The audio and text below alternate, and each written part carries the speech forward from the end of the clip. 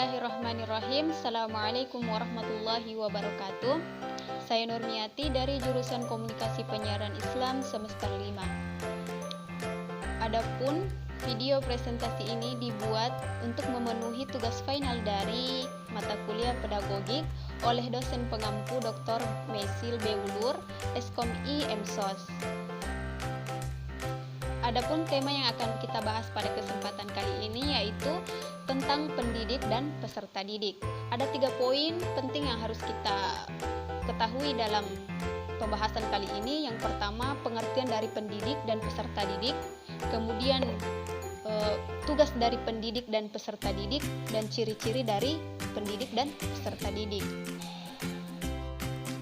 Baiklah, kita masuk dalam pembahasan yang pertama, yaitu pengertian dari pendidik dan peserta didik. Kita merujuk ke makalah yang telah saya buat. Yang pertama adalah pengertian dari pendidik. Pendidik adalah orang yang memberikan ilmu pengetahuan kepada anak didik, sedangkan dalam pandangan masyarakat adalah orang yang melaksanakan pendidikan di tempat-tempat tertentu, tidak mesti di lembaga formal, sekolah atau institusi pendidikan dengan kurikulum yang jelas dan terakreditasi, tetapi bisa juga di lembaga pendidikan non-formal, lembaga pendidikan keterampilan, kursus, di masjid, di surau, di musola, di gereja, di rumah, dan lain sebagainya.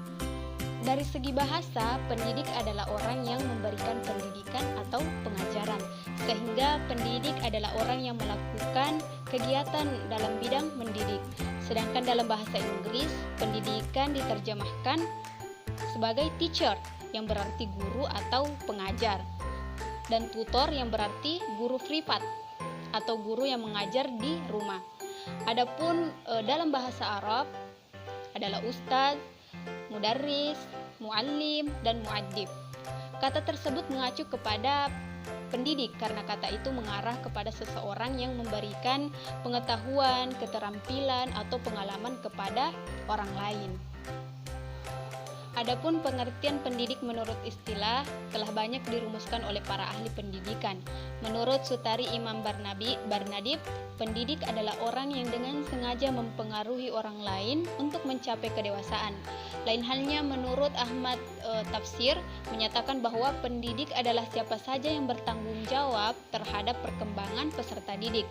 Maka secara umum pendidik adalah orang yang memikul pertanggungjawaban untuk mendidik. Sedangkan secara khusus pendidik dalam perspektif Islam adalah orang-orang yang bertanggung jawab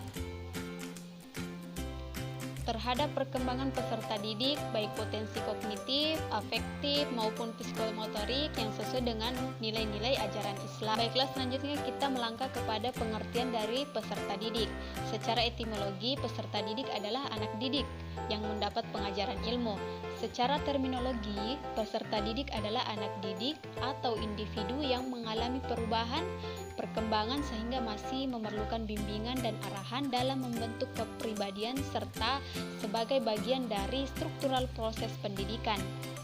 Dengan kata lain, peserta didik adalah seorang individu yang tengah mengalami fase perkembangan atau pertumbuhan baik dari segi fisik dan mental maupun pikiran.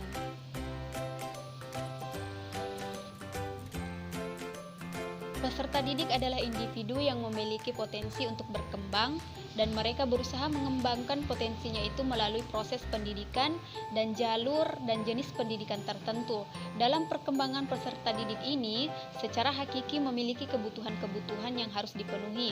Pemenuhan kebutuhan peserta didik tumbuh dan berkembang, mencapai kematangan fisik dan psikis. Jadi secara sederhana peserta didik dapat didefinisikan sebagai anak yang belum memiliki kedewasaan dan memerlukan orang lain untuk mendidiknya sehingga menjadi individu yang dewasa, memiliki jiwa spiritual, aktivitas, dan kreativitas sendiri. Secara sederhana peserta didik adalah orang yang sedang ingin mengetahui sesuatu hal yang baru atau sedang melakukan pelajaran. Baiklah, kita masuk ke poin yang kedua, yaitu tugas dari pendidik dan peserta didik. Sebagaimana yang kita ketahui bahwa pendidik dan peserta didik ini adalah sebuah profesi juga. Dan setiap profesi memiliki tugas atau kewajiban tertentu yang harus dijalankan. Sama halnya dengan peserta didik dan pendidik, mereka mempunyai kewajiban yang harus dilakukan atau tugas yang harus atau wajib mereka lakukan. Yang pertama kita bahas tentang tugas dari pendidik. Yang pertama adalah penuh rasa tanggung jawab dalam artian mengetahui dan memahami nilai, norma, moral dan sosial, serta berperilaku dan berbuat sesuai dengan nilai dan norma tersebut, terutama di depan muridnya. Dan yang kedua, berwibawa, dalam artian memiliki kelebihan dalam merealisasikan nilai dan moral, sesuai sosial dan intelektual dalam diri pribadinya, serta memiliki kelebihan dalam penguasaan ilmu pengetahuan dan keterampilan yang hendak diajarkan kepada murid-muridnya. Kemudian C, dewasa dan mandiri dalam mengambil keputusan, dalam mendidik dan mengajar, terutama pembelajaran dan proses belajar mengajar. Seorang guru senantiasa perlu mengambil berbagai macam keputusan untuk bertindak sesuai dengan kondisi siswanya. Oleh karena tugas seorang guru memang demikian. Seorang guru yang profesional harus dapat secara cepat dan tepat mengambil keputusan dan bertindak dengan penuh rasa tanggung jawab dalam menghadapi dan mengatasi berbagai masalah pembelajaran dan pengelolaan kelas. Kemudian yang keempat adalah kedisiplinan, dalam artian taat kepada peraturan dan taat kepada tata tertib dan peraturan sekolah secara konsisten atas kesadaran diri sendiri. Hanya dengan cara demikian ia dihormati dan dapat mengharapkan kepatuhan murid-muridnya terhadap pelaksanaan peraturan dan tata tertib kelas dan sekolah. Jadi harus menjadi contoh yang baik kepada murid-muridnya jika ingin didengarkan oleh murid-murid. Jika menjadi seorang guru kemudian tidak dapat menjadi contoh yang baik, maka kadangkala murid tak ingin mendengar apa yang kita katakan karena mereka merasa bahwa kita tidak mencontohkan apa yang kita katakan. Dan kemudian yang kelima adalah berdedikasi dalam melaksanakan pekerjaan guru sebagai panggilan. Baginya jabatan guru bukan hanya sebatas pekerjaan untuk mencari nafkah belaka, tetapi sebagai pengabdian kepada Tuhan, masyarakat, bangsa, dan negara. Kita masuk dalam pembahasan yang kedua, yaitu tugas dari peserta didik. Yang pertama, peserta didik hendaknya senantiasa membersihkan hatinya sebelum menuntut ilmu. Dan yang kedua, tujuan belajar hendaknya ditujukan untuk menghiasi ruh dengan berbagai sifat keimanan. Yang ketiga, setiap peserta didik wajib menghormati pendidiknya.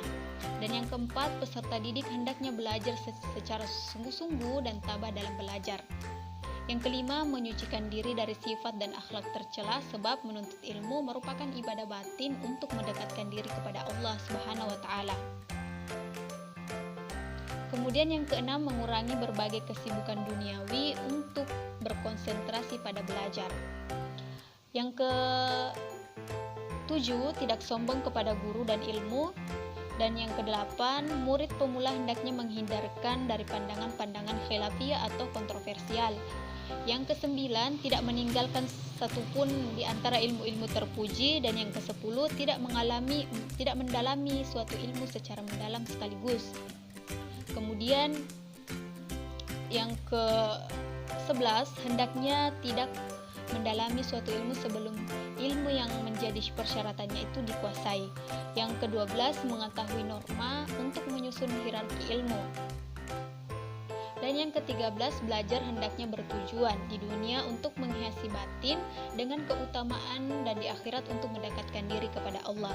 Dan yang terakhir, mengetahui kedudukan ilmu terhadap tujuan agar tidak mendahulukan ilmu yang tidak penting atas ilmu yang penting.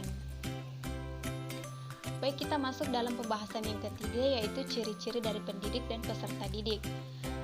Kita bahas yang pertama, yaitu ciri-ciri dari pendidik. Yang pertama, pendidik hendaknya menunjukkan kewibawaan. Ciri utama seorang pendidik adalah adanya kewibawaan yang terpancar dari dirinya terhadap anak didik. Pendidik harus memiliki kewibawaan, kekuasaan batin mendidik, menghindari penggunaan kekuasaan lahir, yaitu kekuasaan yang semata-mata didasarkan kepada unsur wewenang jabatan. Kewibawaan merupakan pancaran batin yang dapat menimbulkan pada pihak lain sikap untuk mengakui, menerima, dan menuruti dengan penuh pengertian atas pengaruh pihak tersebut. Ciri yang kedua yaitu mengenal anak didiknya. Ciri kedua seorang pendidik adalah mengenal anak didiknya, yakni sifat anak secara umum.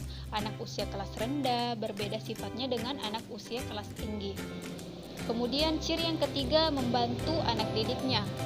Ciri ketiga seorang pendidik adalah mau membantu anak didiknya dengan bantuan yang diberikan harus sesuai dengan yang diharapkan anak didiknya.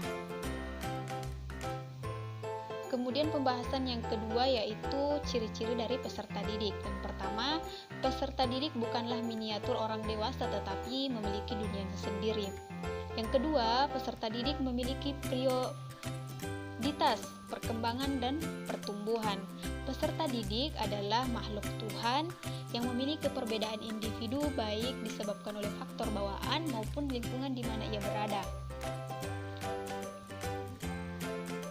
Kemudian peserta didik merupakan dua unsur utama, jasmani dan rohani.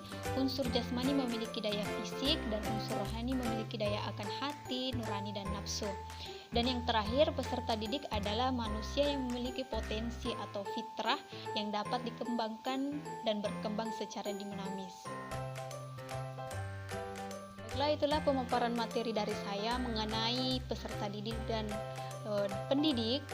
Bagaimana ciri-ciri dari pendidik dan bagaimana ciri-ciri dari peserta didik, bagaimana tugas dari pendidik, bagaimana tugas dari peserta didik, serta apa pengertian dari pendidik tersebut. Lebih kurangnya mohon dimaafkan. Saya akhiri. Assalamualaikum warahmatullahi wabarakatuh.